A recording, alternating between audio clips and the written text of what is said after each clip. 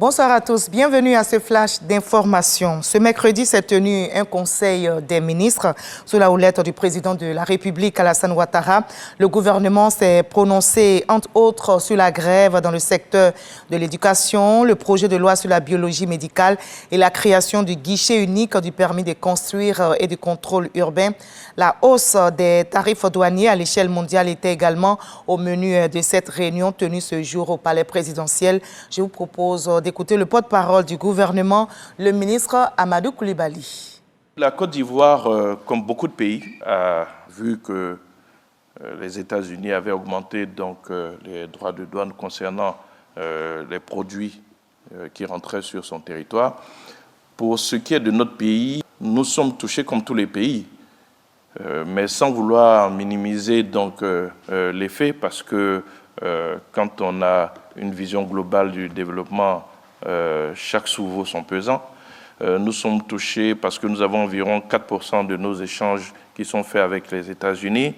Ça concerne essentiellement le cacao, le caoutchouc, l'EVA, et puis un peu d'anacade. Donc c'est vrai que nous avons connu cette augmentation. En termes de réaction, il faut dans un premier temps chercher à voir quels sont les nouveaux débouchés qu'on peut trouver pour nos produits pour pouvoir compenser, cette perte-là.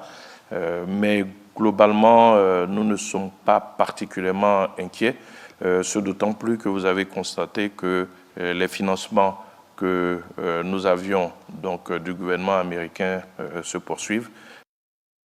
Sur le front sanitaire, le ministère de la Santé retrousse ses manches pour venir à bout du cancer du col de l'utérus. La lutte s'intensifie.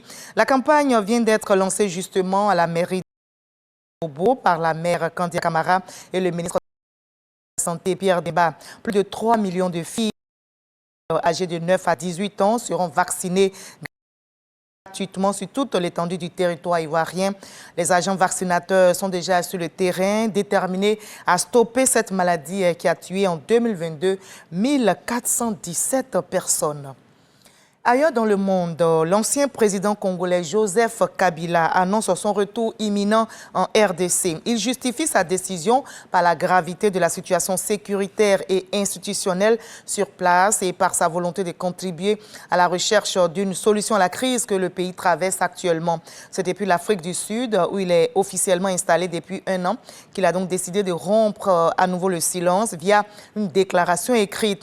Pas de précision sur la date de son retour, mais c'est à partir de l'est de la RDC en proie à un conflit qu'il se signalera. Son successeur, Félix Tshisekedi, l'accuse d'être le vrai commanditaire du M23. Œil pour œil, dent pour dent, la loi du talion s'invite dans la guerre commerciale entre Washington et Pékin. Les droits de douane de 104% infligés par les États-Unis à la Chine sont entrés en vigueur aujourd'hui. Toutes les importations en provenance de la Chine seront désormais surtaxées à plus de 100%. En réaction, Pékin annonce de son côté des surtaxes de rétorsion contre les produits américains à 84% et non pas à 34% comme initialement est prévu.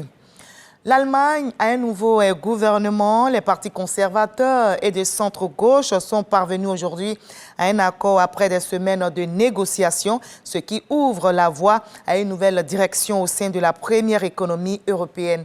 Le chef de l'Union chrétienne, démocrate, CDU de centre-droit devrait prêter serment le 7 mai prochain et succéder ainsi au chancelier sortant Olaf Scholz. Moi, je vous retrouve à 20h pour la grande édition, mais juste après ce Flash Info, comme vous le faites si bien d'habitude, je vous invite à suivre l'info régionale pour voir toutes les nouvelles de notre très belle région ivoirienne. À tout à l'heure à 20h.